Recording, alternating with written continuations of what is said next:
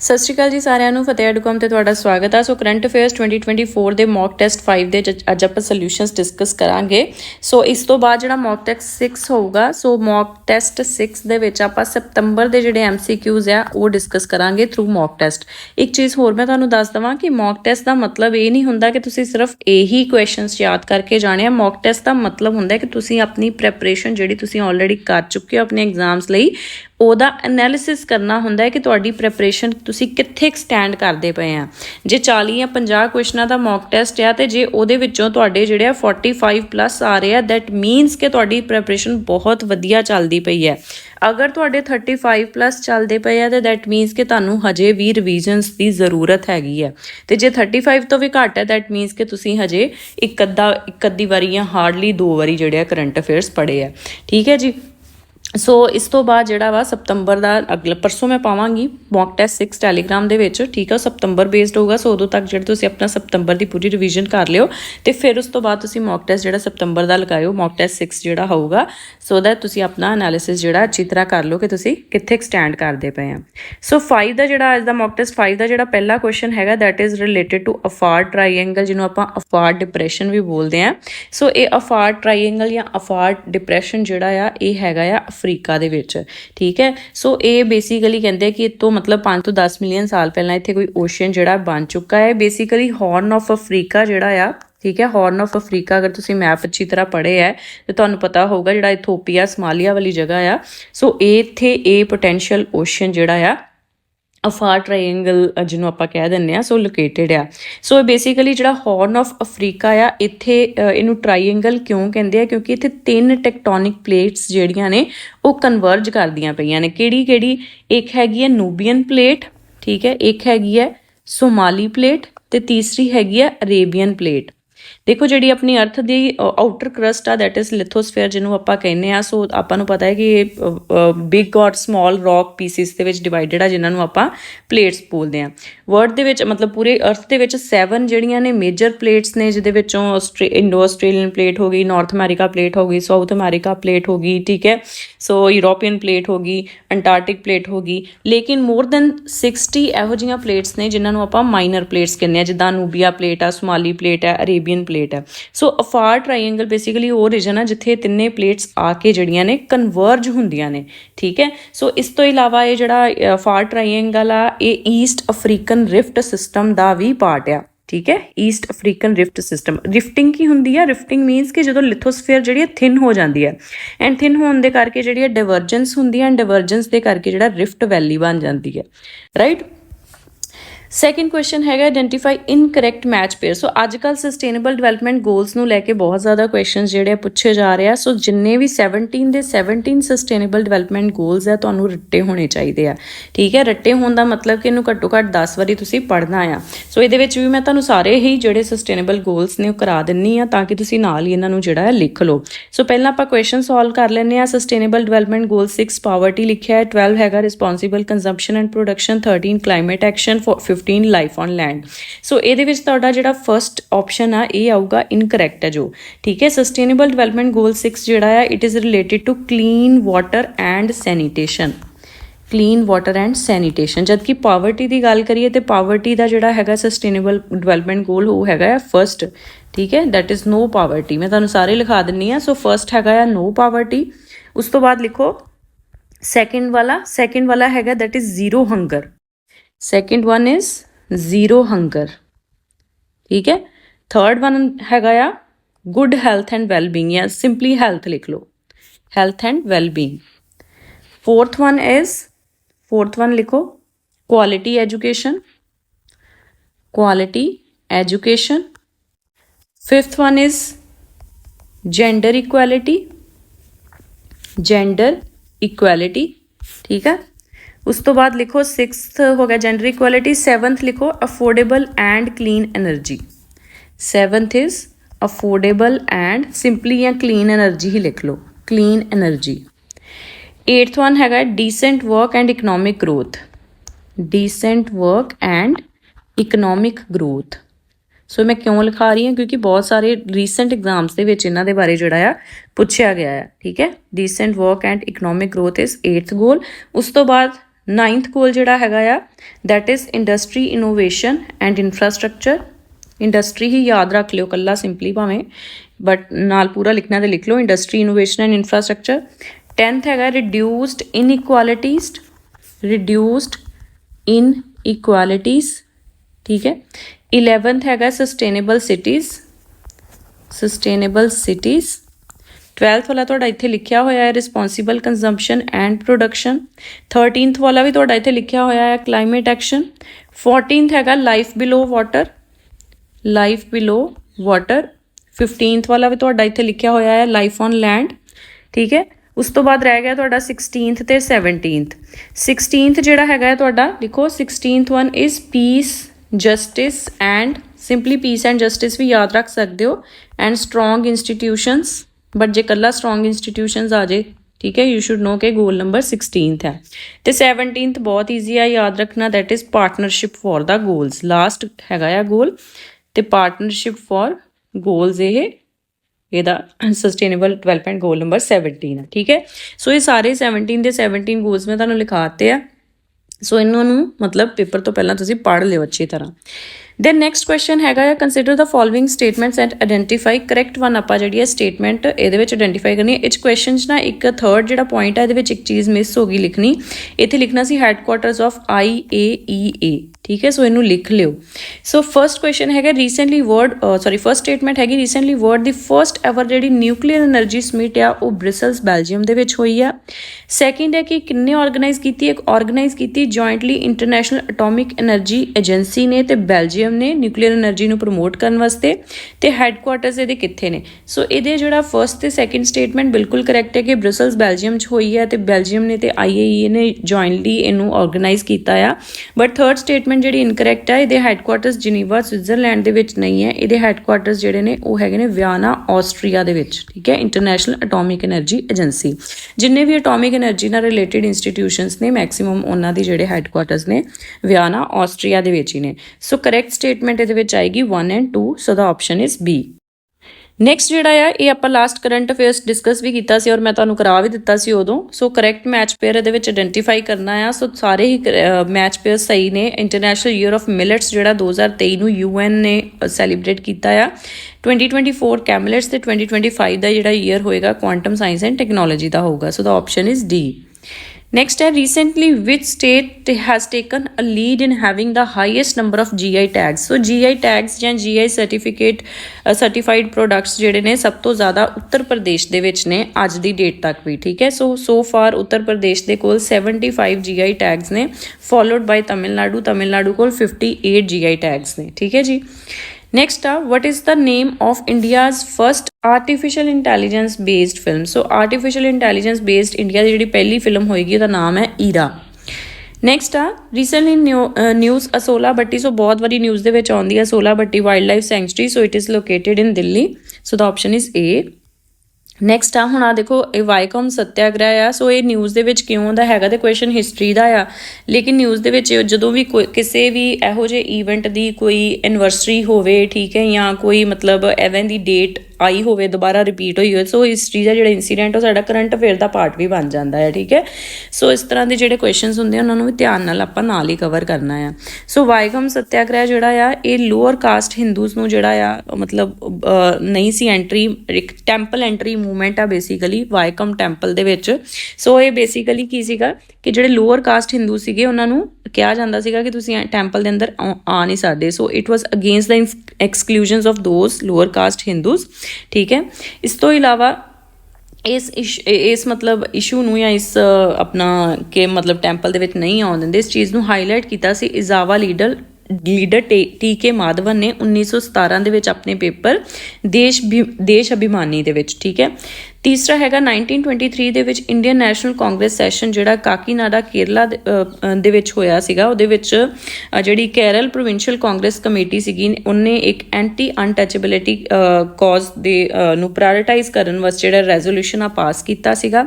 ਇਸ ਤੋਂ ਇਲਾਵਾ ਇਸ ਸੱਤਿਆਗ੍ਰਹਿ ਨੂੰ ਮਹਾਤਮਾ ਗਾਂਧੀ, ਰਾਜਾ ਗੋਪਾਲਚਾਰੇ ਤੇ EV ਰਾਮਾਸਵਾਮੀ ਜਿਨ੍ਹਾਂ ਨੂੰ ਪੇਰੀਆਰ ਵੀ ਬੋਲਦੇ ਆ, ਉਹਨਾਂ ਨੇ ਵੀ ਆਪਣੀ ਸਪੋਰਟ ਜਿਹੜੀ ਐਕਸਟੈਂਡ ਕੀਤੀ ਸੀ। ਸਾਰੀਆਂ ਹੀ ਸਟੇਟਮੈਂਟਸ ਜਿਹੜੀਆਂ ਨੇ ਕਰੈਕਟ ਨੇ। So the right answer is option D। Next ਹੈ ਸਕੋਰਸ 2.0 ਸੋ ਸਕੋਰਸ 2.0 ਜਿਹੜਾ ਹੈ ਸੈਕਿੰਡ ਫੇਜ਼ ਲਾਂਚ ਕੀਤਾ ਹੈ ਸੇਬੀ ਨੇ ਆਪਣਾ ਗ੍ਰੀਵੈਂਸ ਰਿਡਰੈਸਲ ਪਲੈਟਫਾਰਮ ਆ ਨੈਕਸਟ ਹੈ ਰੀਸੈਂਟਲੀ ਅਬਦੁਲ ਫਤਿਹ ਅਲ ਸੀਸੀ ਸੋ ਇਹ ਥਰਡ ਟਰਮ ਪ੍ਰੈਜ਼ੀਡੈਂਟ ਬਣੇ ਨੇ ਇਜਿਪਟ ਦੇ ਠੀਕ ਹੈ so the right answer is option C next ਹੈ ਰੀਸੈਂਟਲੀ ਮਾਤਾਬਾਰੀ ਪੇਰਾ ਪ੍ਰਸ਼ਾਦ ਰਿਗਨਾਈ ਪਚਾਰਾ ਟੈਕਸਟਾਈਲਸ ਤੇ ਰੀਜ਼ਾ ਸੋ ਇਹ GI ਟੈਗਸ ਇਹਨਾਂ ਨੂੰ ਮਿਲੇ ਆ ਸੋ ਇਹ ਬੇਸਿਕਲੀ ਹੈਗੇ ਨੇ ਤ੍ਰਿਪੁਰਾ ਦੇ ਠੀਕ ਹੈ so the right answer is option B next ਹੈ consider the following statements about Rajya Sabha and identify incorrect so ਇਹਦੇ ਵਿੱਚ ਆਪਾਂ ਜਿਹੜਾ ਇਨਕਰੈਕਟ ਆਇਡੈਂਟੀਫਾਈ ਕਰਨੀ ਹੈ ਸੋ ਪਹਿਲੀ ਸਟੇਟਮੈਂਟ ਹੈਗੀ ਹੈ ਕਿ ਆਰਟੀਕਲ 80 ਜਿਹੜਾ ਕਨਸਟੀਟਿਊਸ਼ਨ ਦਾ ਉਹਦੇ ਵਿੱਚ ਰਾਜ ਸਭਾ ਦੀ ਜਿਹੜੀ ਮੈਕਸਿਮਮ ਲਿਮਿਟ ਆ ਸੈੱਟ ਕੀਤੀ ਹੈ 250 ਤੇ ਠੀਕ ਹੈ ਆਪਾਂ ਨੂੰ ਪਤਾ ਹੈ ਬਿਲਕੁਲ ਸਹੀ ਹੈ ਨੈਕਸਟ ਆ 238 ਮੈਂਬਰਸ ਜਿਹੜੇ 250 ਦੇ ਵਿੱਚੋਂ 238 ਮੈਂਬਰਸ ਯੂਟੀ ਨੂੰ ਰਿਪਰੈਜ਼ੈਂਟ ਕਰਦੇ ਆ ਜਦਕਿ 12 ਮੈਂਬਰਸ ਨੂੰ ਪ੍ਰੈਜ਼ੀਡੈਂਟ ਜਿਹੜੇ ਆ ਉਹ ਨੋਮੀਨੇਟ ਕਰਦੇ ਆ in the field of literature science art ਤੇ ਸੋਸ਼ਲ ਸਰਵਿਸ ਇੱਕ ਕੱਲਾ ਕੁਐਸਚਨ ਤੁਹਾਨੂੰ ਇਸ ਦੇ ਵਿੱਚੋਂ ਵੀ ਆ ਸਕਦਾ ਹੈ ਠੀਕ ਹੈ ਸੋ ਇਹ ਚਾਰੇ ਚੀਜ਼ਾਂ ਤੁਸੀਂ ਯਾਦ ਰੱਖਣੀਆਂ ਨੇ ਲਿਟਰੇਚਰ ਸਾਇੰਸ ਆਰਟ ਤੇ ਸੋਸ਼ਲ ਸਰਵਿਸ ਦੇ ਵਿੱਚੋਂ ਇਹਨਾਂ ਫੀਲਡਸ ਦੇ ਵਿੱਚੋਂ ਹੀ ਜਿਹੜਾ ਨੋਮੀਨੇਟ ਕਰਦੇ ਨੇ ਪ੍ਰੈਜ਼ੀਡੈਂਟ ਰਾਜ ਸਭਾ ਨੂੰ ਠੀਕ ਹੈ ਤੀਸਰਾ ਹੈਗਾ ਰਾਜ ਸਭਾ ਪਰਮਾਨੈਂਟ ਹਾਊਸ ਹੈ ਜਦਕਿ 1/3 ਮੈਂਬਰਸ ਜਿਹੜੇ ਨੇ ਰਿਟਾਇਰ ਹੁੰਦੇ ਨੇ ਐਵਰੀ 3rd ਈਅਰ ਸੋ ਇਹ ਕੁਐਸਚਨ ਆਪਣਾ ਗਲਤ ਹੈ ਕਿਉਂਕਿ 1/3 ਮੈਂਬਰਸ ਜਿਹੜੇ ਐਵਰੀ 2nd ਈਅਰ ਜਿਹੜੇ ਆ ਉਹ ਰਿਟਾਇਰ ਹੁੰਦੇ ਨੇ ਨਾਟ 3 ਇਅਰਸ ਤੀਸਰਾ ਹੈ ਚੌਥਾ ਹੈਗਾ ਆ ਕਿ ਮੈਂਬਰਸ ਜਿਹੜੇ ਆ 6 ਇਅਰਸ ਦੀ ਫੁੱਲ ਟਰਮ ਜਿਹੜੀ ਆ ਇੰਜੋਏ ਕਰਦੇ ਜਾਂ ਸਰਵ ਕਰਦੇ ਆ ਸੋ ਇਹ ਵੀ ਠੀਕ ਹੈ ਸੋ 1 2 ਤੇ 4 ਠੀਕ ਹੈ ਬਟ ਆਪਾਂ ਇਨਕਰੈਕਟ ਆਇਡੈਂਟੀਫਾਈ ਕਰਨੀ ਹੈ ਤੇ 3 ਹੀ ਜਿਹੜੀ ਆ ਇਨਕਰੈਕਟ ਹੈ so the right answer is option B Next, recently news which article of the Constitution is related to provisions detailing borrowing of the states. देखो ਜਿਹੜੀਆਂ borrowings ਆ borrowing powers ਜਿਹੜੀਆਂ state ਦੀਆਂ ਹੁੰਦੀਆਂ ਨੇ ਉਹ ਮੈਂਸ਼ਨ ਨੇ ਆਰਟੀਕਲ 293 ਦੇ ਅੰਡਰ ਜਦਕਿ ਜਿਹੜੀਆਂ ਯੂਨੀਅਨ ਦੀਆਂ ਨੇ those are mentioned under article 292 ठीक है सो दोनों ही आर्टिकल्स बोरोइंग पावर्स ਦੇ ਨਾਲ ਰਿਲੇਟਡ ਹੈ ਬਟ 292 ਯੂਨੀਅਨ ਦੇ ਤੇ 293 ਸਟੇਟਸ ਦੇ ਨੈਕਸਟ ਹੈ ਰੀਸੈਂਟਲੀ ਨਿਊਜ਼ ਵਟ ਇਜ਼ ਪ੍ਰਤੂਸ਼ ਸੋ ਪ੍ਰਤੂਸ਼ ਜਿਹੜਾ ਹੈ ਇੱਕ ਰੇਡੀਓ ਟੈਲੀਸਕੋਪ ਹੈ ਇਹਦੀ ਫੁੱਲ ਫਾਰਮ ਹੈਗੀ ਹੈ ਲਿਖ ਲਓ probing reionization Z A ਤੇ T ਜਿਹੜਾ ਹੈ ਇਹਦੇ ਵਿੱਚ ਕੈਪੀਟਲ ਆਊਗਾ of the universe using signal from hydrogen ठीक है using signal from hydrogen in case ਤੁਹਾਨੂੰ full form ਆ ਜੇ so probing reionization of the universe using signal from hydrogen so ਇਹ ਜਿਹੜਾ ਪ੍ਰਤੂਸ਼ ਦੀ full form ਹੈ and ਇੱਕ radio telescope ਹੈ so the right answer is option C Next, which among the following missiles developed under integrated guided missile development program ਜਿਹੜਾ ਕਿ APJ Abdul Kalam ji ਦਾ launch ਕੀਤਾ ਹੋਇਆ programme ਸੀਗਾ are surface to surface missiles ਸੋ ਇਹਦੇ ਵਿੱਚੋਂ surface to surface missiles ਆਪਾਂ ਦੇਖਣੀਆਂ ਸੋ 4 missiles ਦਿੱਤੀਆਂ ਪ੍ਰਿਥਵੀ ਅਗਨੀ ਤ੍ਰਿਸ਼ੂਲ ਤੇ ਆਕਾਸ਼ ਸੋ ਪ੍ਰਿਥਵੀ ਤੇ ਅਗਨੀ ਜਿਹੜੀਆਂ ਨੇ ਇਹ ਹੈਗੀਆਂ ਨੇ surface to surface ਜਦਕਿ ਤ੍ਰਿਸ਼ੂਲ ਤੇ ਆਕਾਸ਼ ਜਿਹੜੀਆਂ ਨੇ these are surface to air missiles ਠੀਕ ਹੈ ਸੋ ਸਾਡਾ ਆਪਸ਼ਨ ਆਏਗਾ 1 and 2 so the right answer is option B. Next है securities appellate tribunal functions to hear and dispose of appeal so ये दोबारा अपना रिपीट हो गया पिछले ਉਹਦੇ ਵਿੱਚ ਵੀ ਪਾਇਆ ਸੀਗਾ ਸੋ ਕੁਝ ਚੀਜ਼ਾਂ ਬਹੁਤ ਰਿਪੀਟ ਹੁੰਦੀਆਂ ਨੇ ਮੰਥ ਵਾਈਜ਼ ਵੀ ਰਿਪੀਟ ਹੁੰਦੀਆਂ ਸੋ ਆਪਾਂ ਨੂੰ ਉਹ ਰੱਟ ਜਾਂਦੀਆਂ ਠੀਕ ਹੈ ਸੋ ਇਹਦੇ ਵਿੱਚ RBI ਨਹੀਂ ਆਉਣਾ ਬਟ ਬਾਕੀ ਤਿੰਨੇ ਚੀਜ਼ਾਂ ਦੇ ਅਗੇਂਸਟ ਕੋਈ ਵੀ ਅਗਰ ਡਿਸਪਿਊਟ ਹੋਵੇ ਤੇ ਜਿਹੜਾ ਸਿਕਿਉਰਿਟੀਜ਼ ਐਪੀਲੇਟ ਟ੍ਰਿਬਿਊਨਲ ਆ ਸੁਣਦਾ ਆ pension fund regulatory development authority of India SEBI ਹੋ ਗਿਆ security exchanges board of India and insurance regulatory development authority of India so 1 2 3 option ਜਿਹੜੀਆਂ ਆਉਣੀਆਂ so the right answer is option D next ਹੈ identify correct world health day so ਇਹ celebrate ਕੀਤਾ ਜਾਂਦਾ every year on April 7th and 2024 ਦੇ ਵਿੱਚ ਇਹਦਾ theme ਹੈਗਾ my health my right so both are correct next ਹੈ consider the following with respect to 16th finance commission so ਬਹੁਤ ਜ਼ਿਆਦਾ ਨਿਊਜ਼ ਦੇ ਵਿੱਚ ਹੈ ਇਹਦੇ ਬਾਰੇ ਕੁਐਸਚਨ ਜਿਹੜਾ ਹੈ ਆਪਾਂ ਪੜ੍ਹ ਲੈਂਦੇ ਹਾਂ ਕਰੈਕਟ ਸਟੇਟਮੈਂਟ ਆਈਡੈਂਟੀਫਾਈ ਕਰਨੀ ਹੈ ਸੋ ਇਹਦੇ ਚੇਅਰਪਰਸਨ ਅਰਵਿੰਦ ਪਾਂਗੜੀਆ ਜੀ ਨੇ ਬਿਲਕੁਲ ਸਹੀ ਹੈ ਐਂਡ ਇਹ ਆਪਣੀ ਰਿਪੋਰਟ ਜਿਹੜੀ ਹੈ ਸਬਮਿਟ ਕਰੂਗਾ 31 ਅਕਤੂਬਰ 2025 ਤੱਕ ਠੀਕ ਹੈ ਜੀ ਐਂਡ April 1 2026 ਤੋਂ ਸਟਾਰਟ ਹੁੰਦੇ ਜਿਹੜੇ ਅਪਕਮਿੰਗ 5 ਇਅਰਸ ਨੇ ਉਹਨਾਂ ਦੀ ਜੋ ਵੀ ਫਾਈਨੈਂਸ਼ੀਅਲ ਰਿਕਮੈਂਡੇਸ਼ਨਸ ਨੇ ਉਹਨਾਂ ਦੀ ਇੱਕ ਆਊਟਲਾਈਨਿੰਗ ਜਿਹੜੀ ਹੈ ਫਾਈਨਾਂਸ ਕਮਿਸ਼ਨ ਦਊਗਾ ਫਾਈਨਾਂਸ ਕਮਿਸ਼ਨ ਕਨਸਟੀਟਿਊਸ਼ਨਲ ਬਾਡੀਜ਼ ਨੇ ਕਨਸਟੀਟਿਊਸ਼ਨਲ ਬਾਡੀਜ਼ ਮੀਨਸ ਕਿ ਇਹਨਾਂ ਦਾ ਮੈਂਸ਼ਨ ਜਿਹੜਾ ਹੈ ਓਰੀਜਨਲ ਕਨਸਟੀਟਿਊਸ਼ਨ ਦੇ ਵਿੱਚ ਦਿੱਤਾ ਗਿਆ ਸੀਗਾ under article 280 of the constitution ਹਰ 5 ਸਾਲ ਬਾਅਦ ਇਹਨੂੰ ਕਨਸਟੀਟਿਊਟ ਕੀਤਾ ਜਾਂਦਾ ਐਂਡ ਪ੍ਰੈਜ਼ੀਡੈਂਟ ਇਹਨੂੰ ਕਨਸਟੀਟਿਊਟ ਕਰਦੇ ਨੇ ਇਹ ਵੀ ਯਾਦ ਰੱਖਿਓ ਠੀਕ ਹੈ ਸੋ ਇਹਦੇ ਵਿੱਚ ਜਿਹੜੇ ਫਾਈਨੈਂਸ਼ੀਅਲ ਜੋ ਵੀ ਰਿਸੋਰਸਿਸ ਨੇ ਉਹਨਾਂ ਦਾ ਕਿਸ ਤਰ੍ਹਾਂ ਡਿਸਟਰੀਬਿਊਟ ਹੋਣਾ ਹੈ among the union and the states ਉਹਦੇ ਬਾਰੇ ਜਿਹੜਾ ਆ ਦਿੱਤਾ ਜਾਂਦਾ ਆ ਸੋ ਸਾਰੀਆਂ ਹੀ ਸਟੇਟਮੈਂਟਸ ਜਿਹੜੀਆਂ ਕਰੈਕਟ ਹੈ so the right answer is option D Next ਹੈ Recently, Indian Army has acquired IGLA-S Man Portable Air Defense System. So ਇਹ portable air defense system ਆ ਜਿਹੜਾ ਕਿ ਇੰਡੀਆ ਨੇ ਰਸ਼ੀਆ ਤੋਂ acquire ਕੀਤਾ ਹੈ ਹਾਲ ਹੀ ਦੇ ਵਿੱਚ. So the right answer is option A. Next ਹੈ recently which country deployed Sea Dome defense system for the first time. So ਇਹ ਜਿਹੜੀ ਕਹਿ ਲਓ USP ਹੈ ਇੱਕ ਤਰ੍ਹਾਂ ਦੀ ਇਜ਼ਰਾਈਲ ਦੀ Sea Dome ਜਿੱਥੇ ਵੀ ਆ ਜਾਏ ਆਇਰਨ ਆ ਜਾਏ Sea Dome iron defence system ਵੀ ਇਹਨਾਂ ਨੇ ਲੇਟਰ ਔਨ ਲਾਂਚ ਕੀਤਾ ਸੀਗਾ ਇਜ਼ਰਾਈਲ ਨੇ. Next up, identify correct. So recently space science and technology awareness training program ਜਿਹਨੂੰ START program ਵੀ ਕਹਿੰਦੇ ਆ, it was launched by DRDO. ਇਹਦੇ ਵਿੱਚ introductory level online training ਦਿੱਤੀ ਜਾਊਗੀ post graduates ਨੂੰ ਤੇ final year ਜਿਹੜੇ ਅੰਡਰ ਗ੍ਰੈਜੂਏਟ ਸਟੂਡੈਂਟਸ ਹੋਣਗੇ physical sciences and technologies ਦੇ. ਸੋ ਇਹਦੇ ਵਿੱਚ ਫਰਸਟ ਸਟੇਟਮੈਂਟ ਜਿਹੜੀ ਹੈ ਗਲਤ ਹੈ. START program ਜਿਹੜਾ DRDO ਨੇ ਨਹੀਂ ਬਲਕਿ ISRO ਨੇ ਸਟਾਰਟ ਕੀਤਾ ਹੈ. ਠੀਕ ਹੈ, so only second statement is correct. So the right answer is option A ਜਿੱਥੇ 2 ਓਨਲੀ ਲਿਖਿਆ ਆ. ਨੈਕਸਟ ਆ recently Simon Harris. So Simon Harris youngest PM ਬਣੇ ਨੇ ਆਇਰਲੈਂਡ ਦੇ. ਠੀਕ ਹੈ, so the right answer is option B. Next ਆ NGT adjudicates matter related to. So ਇੱਕ ਗੱਲ ਯਾਦ ਰੱਖਿਓ, NGT ਰਿਲੇਟਡ ਕੁਐਸਚਨ ਜਿਹੜਾ ਆਲਰੇਡੀ PPSC ਵੀ ਪੁੱਛ ਚੁੱਕੀ ਆ. ਸੋ ਇਹ ਸਿਰਫ ਔਰ ਸਿਰਫ 7 ਜਿਹੜੇ এনवायरमेंटल ਲਾਜ਼ ਨੇ ਉਹਨਾਂ ਪ੍ਰਤੀ ਹੀ ਇਹ ਐਡਜੂਡੀਕੇਸ਼ਨ ਆਪਣੀ ਦਿੰਦਾ ਆ NGT ਜਿਹੜਾ ਆ. ਸੋ ਉਹਦੇ ਵਿੱਚ এনवायरमेंट ਪ੍ਰੋਟੈਕਸ਼ਨ ਐਕਟ ਵੀ ਆਉਂਦਾ ਆ, ਪਬਲਿਕ ਲਾਇਬਿਲਿਟੀ ਇੰਸ਼ੋਰੈਂਸ ਐਕਟ 1991 ਵੀ ਆਉਂਦਾ ਆ, ਵਾਈਲਡ ਲਾਈਫ ਪ੍ਰੋਟੈਕਸ਼ਨ ਐਕਟ ਨਹੀਂ ਆਉਂਦਾ because it is related to wildlife. ਠੀਕ ਹੈ, ਐਂਡ ਚੌਥਾ ਬਾਇਓਲੋਜੀਕਲ ਡਾਇਵਰਸਿਟੀ ਐਕਟ ਵੀ ਆਉਂਦਾ ਆ. ਸੋ ਇਹਦੇ ਵਿੱਚ ਆਪਣੀ ਆਪਸ਼ਨ ਆਏਗੀ 1, 2 and 4. So the right answer is A. ਇਸ ਤੋਂ ਇਲਾਵਾ ਜਿਹੜੇ ਬਾਕੀ ਦੇ 4 ਐਕਟ ਨੇ ਉਹਦੇ ਵਿੱਚ 4th ਵਨ ਇਜ਼ ਮਤਲਬ ਇੱਕ ਤੇ ਆ ਹੋ ਗਿਆ, ਇੱਕ ਆ ਹੋ ਗਿਆ, 2 ਆ ਹੋ ਗਿਆ, ਤੀਜਾ ਆ ਗਿਆ, ਚੌਥਾ ਹੋ ਗਿਆ ਦ ਵਾਟਰ. ਲਿਖ ਲਓ, ਦ water prevention and control of pollution act of 1974. ਠੀਕ ਹੈ, ਪੰਜਵਾਂ ਹੈਗਾ ਆ ਦ ਵਾਟਰ, ਉਸੇ ਤਰ੍ਹਾਂ ਹੀ water and prevention and control of pollution act, ਇਹ ਹੈਗਾ ਸੈਸ ਐਕਟ ਆਫ 1977. ਠੀਕ ਹੈ, ਐਂਡ ਇਸ ਤੋਂ ਇਲਾਵਾ ਜਿਹੜੇ ਬਾਕੀ ਦੇ 2 ਨੇ ਉਹਦੇ ਵਿੱਚ ਲਿਖ ਲਓ 6th one is the forest conservation act of 1988. Forest conservation act of 1980, sorry not 88, 1980. and the last one is the air ਉਹੀ prevention and control of pollution act of 1981 ਜਾਂ 에ਅਰ ਐਕਟ 1981 ਯਾਦ ਰੱਖ ਲਿਓ. ਠੀਕ ਹੈ, water act 1974, water cess act 1977, forest conservation act 1980 ਤੇ air act 1981 ਤੇ ਇਸ ਤੋਂ ਇਲਾਵਾ environment protection act, public liability insurance act ਤੇ ਬਾਇਓਲੋਜੀਕਲ ਡਾਇਵਰਸਿਟੀ ਐਕਟ ਜਿਹੜੇ ਆ ਇਹਨਾਂ ਰਿਲੇਟਡ ਹੀ ਜਿਹੜਾ NGT ਮੈਟਰਸ ਦੇਖਦਾ ਆ. Next are recently news which countries having long running dispute over Senkaku Islands. Senkaku Islands ਦੇ ਵਿੱਚ ਜਿਹੜਾ dispute ਚੱਲਦਾ ਪਿਆ ਜਾਪਾਨ ਤੇ ਚਾਈਨਾ ਦੇ ਵਿੱਚ ਚੱਲਦਾ ਪਿਆ ਆ. ਠੀਕ ਹੈ, ਚਾਈਨਾ ਨੂੰ ਡਿਆਊ ਆਈਲੈਂਡਸ ਵੀ ਬੋਲਦਾ ਆ. Next ਹੈ recently scientists from which country have developed world's first orbiter that allows smartphones to make direct satellite calls. So ਇਹਦੇ ਵਿੱਚ ਕੀ ਹੈ, ਟਾਵਰਸ ਵਗੈਰਾ ਦੀ ਜ਼ਰੂਰਤ ਨਹੀਂ ਪੜੇਗੀ. ਠੀਕ ਹੈ, ਗੱਲਾਂ ਕਰਨ ਵਾਸਤੇ ਮੋਬਾਈਲ ਤੋਂ ਸਿੱਧਾ ਹੀ ਡਾਇਰੈਕਟ ਸੈਟੇਲਾਈਟ ਕਾਲਸ ਜਿਹੜੀਆਂ ਕਰ ਸਕਦੇ ਹਾਂ. ਸੋ ਇਹ ਚਾਈਨਾ ਨੇ ਹਾਲ ਹੀ ਦੇ ਵਿੱਚ ਜਿਹੜਾ ਡਿਵੈਲਪ ਕੀਤਾ ਆ. ਨੈਕਸਟ ਹੈ ਦਸਤ ਲੀਗ 2024. ਸੋ ਇਹ ਜੁਆਇੰਟ ਮਿਲਟਰੀ ਐਕਸਰਸਾਈਜ਼ ਆ ਇੰਡੀਆ ਤੇ ਉਜ਼ਬੇਕਿਸਤਾਨ ਦੇ ਵਿੱਚ. So the right answer is option C. Next ਹੈ ਚੇਤਯ ਭੂਮੀ. ਸੋ ਇਹ ਮੈਮੋਰੀਅਲ ਆ ਜਿਹੜਾ ਕਿ ਮੁੰਬਈ ਦੇ ਵਿੱਚ ਲੋਕੇਟਡ ਹੈ and it is dedicated to doctor BR Ambedkar. So the right answer is option C. Next ਹੈ ਰੀਸੈਂਟਲੀ ਕ੍ਰਿਸਟਲੀਨਾ ਜਾਰਜੀਵਾ. ਸੋ ਇਹਨਾਂ ਨੂੰ ਮੈਨੇਜਿੰਗ ਡਾਇਰੈਕਟਰ ਦੁਬਾਰਾ ਤੋਂ ਰੀਅਪੁਆਇੰਟ ਕੀਤਾ ਗਿਆ ਇੰਟਰਨੈਸ਼ਨਲ ਮੋਨੀਟਰੀ ਫੰਡ ਦਾ, IMF ਦਾ. ਨੈਕਸਟ ਹੈ ਵਰਲਡ ਦਾ ਲਾਰਜੈਸਟ ਆਰਟੀਫਿਸ਼ੀਅਲ ਲੇਕ ਜਿਹਨੂੰ ਲੇਕ ਕਰੀਬਾ ਆਪਾਂ ਕਹਿੰਦੇ ਹਾਂ. ਸੋ ਇਹ ਜ਼ਾਂਬੀਆ ਤੇ ਜ਼ਿੰਬਾਬਵੇ ਦੇ ਵਿੱਚ ਲੋਕੇਟਡ ਆ.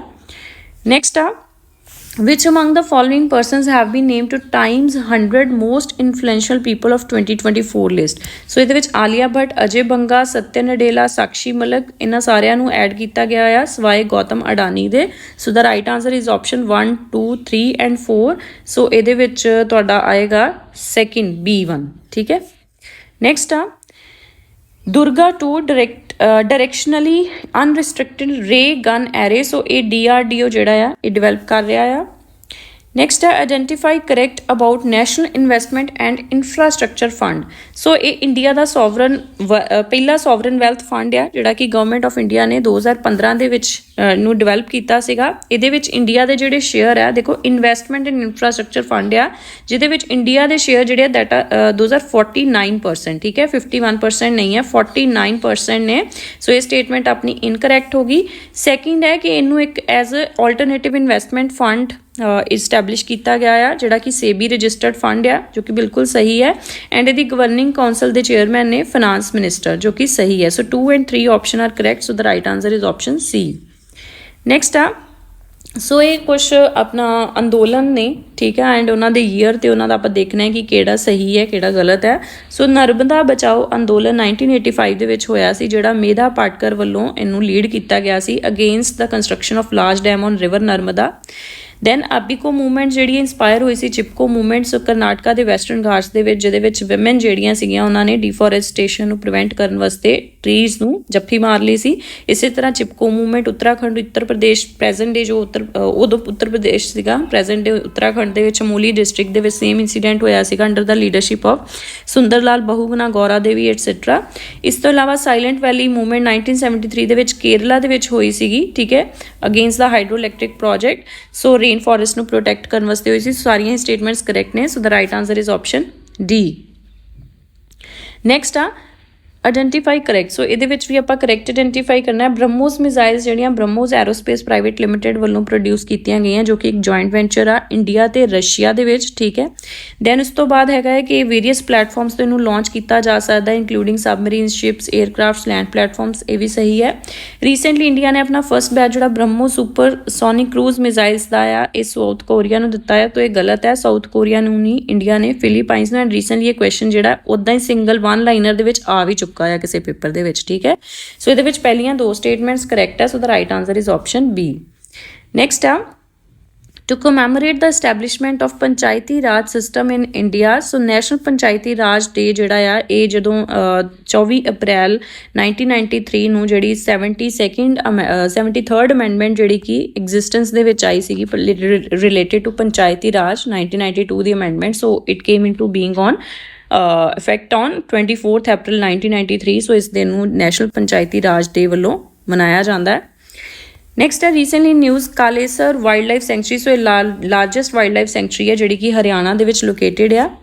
ਨੈਕਸਟ ਜਿਹੜਾ ਸਪੋਰਟਸ ਰਿਲੇਟਡ ਨਿਊਜ਼ ਆ। ਸੋ ਰੀਸੈਂਟਲੀ ਆਪਾਂ ਕਰੈਕਟ ਆਈਡੈਂਟੀਫਾਈ ਕਰਨਾ ਹੈ। Recently prestigious 2024 Laureus sports award ceremony Madrid Spain ਦੇ ਵਿੱਚ ਹੋਈ ਹੈ। ਸੋ ਨੋਵਕ ਜੋਕੋਵਿਕ ਜਿਹੜੇ ਕਿ ਵਰਲਡ ਦੇ ਟੌਪ ਰੈਂਕ ਟੈਨਿਸ ਪਲੇਅਰ ਨੇ। ਸੋ ਇਹਨਾਂ ਨੂੰ Laureus world sportsman of the year award ਮਿਲਿਆ 5th ਟਾਈਮ। ਤੇ ਆਇਤਨਾ ਬੋਨਮਾਤੀ ਜਿਹੜੇ ਫੁੱਟਬਾਲ ਸਟਾਰ ਨੇ ਬਾਰਸੀਲੋਨਾ ਜੋ ਕਿ ਸਪੈਨਿਸ਼ ਨੈਸ਼ਨਲ ਟੀਮ ਨੂੰ ਰਿਪਰੈਜ਼ੈਂਟ ਕਰਦੇ ਨੇ। ਸੋ ਇਹ ਫਰਸਟ ਫੁੱਟਬਾਲਰ ਬਣੇ ਨੇ ਜਿਹੜੇ ਕਿ Laureus world sportswoman of the year ਬਣੇ ਨੇ। ਸਾਈਮਨ ਬਾਇਲਸ ਜਿਹੜੇ ਆ ਇਹਨਾਂ ਨੂੰ ਇਹ ਅਮਰੀਕਨ ਆਰਟਿਸਟਿਕ ਜਿਮਨਾਸਟ ਨੇ ਜਿਨ੍ਹਾਂ ਨੂੰ comeback of the year award ਮਿਲਿਆ ਆ। ਸੋ ਸਾਰੀਆਂ ਹੀ ਸਟੇਟਮੈਂਟਸ ਜਿਹੜੀਆਂ ਨੇ ਕਰੈਕਟ ਹੈ। So the right answer is option D.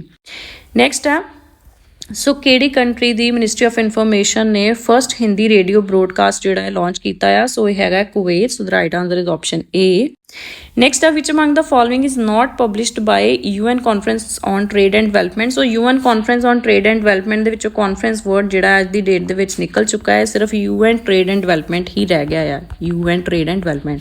ਸੋ ਇਹਦੇ ਵਿੱਚ ਟ੍ਰੇਡ ਐਂਡ ਡਿਵੈਲਪਮੈਂਟ ਰਿਪੋਰਟ ਵੀ ਇਹਦੇ ਵੱਲੋਂ ਪਬਲਿਸ਼ ਕੀਤੀ ਜਾਂਦੀ ਹੈ। ਵਰਲਡ ਇਨਵੈਸਟਮੈਂਟ ਰਿਪੋਰਟ ਵੀ ਕੀਤੀ ਜਾਂਦੀ ਹੈ। ਲੀਸਟ ਡਿਵੈਲਪ ਕੰਟਰੀਜ਼ ਰਿਪੋਰਟ ਵੀ ਕੀਤੀ ਜਾਂਦੀ ਹੈ। ਲੇਕਿਨ ਗਲੋਬਲ ਕੰਪੀਟੀਟਿਵਨੈਸ ਰਿਪੋਰਟ ਜਿਹੜੀ ਹੈ ਇਹ ਵਰਲਡ ਇਕਨੋਮਿਕ ਫੋਰਮ ਵੱਲੋਂ ਰਿਲੀਜ਼ ਕੀਤੀ ਜਾਂਦੀ ਹੈ, ਠੀਕ ਹੈ। ਸੋ ਇਹ ਵੀ ਲਿਖ ਲਿਓ। So the right answer is option C. Next ਹੈ Khongjom day is observed on April 23। So ਇਹ ਮਨੀਪੁਰ ਦੇ ਵਿੱਚ observe ਕੀਤੀ ਜਾਂਦੀ ਹੈ। ਸੋ 1891 ਦੇ ਵਿੱਚ ਐਂਗਲੋ ਮਨੀਪੁਰੀ ਵਾਰ ਜਿਹੜੀ ਹੈ ਬਿਗਿਨ ਹੋਈ ਸੀਗੀ। ਸੋ ਮਨੀਪੁਰ ਜਿਹੜੀ ਹੈ ਲਾਸਟ ਪ੍ਰਿੰਸਲੀ ਸਟੇਟ ਵੀ ਬਣੀ ਹੈ ਜਿਹੜੀ ਕਿ ਬ੍ਰਿਟਿਸ਼ ਅੰਪਾਇਰ ਦੇ ਵਿੱਚ ਅਨੈਕਸ ਹੋਈ ਸੀਗੀ, ਠੀਕ ਹੈ ਜੀ। ਸੋ ਇਹਦਾ ਰਾਈਟ ਆਂਸਰ ਆਉਣਾ ਆ B. So that was all for today. Thank you so much.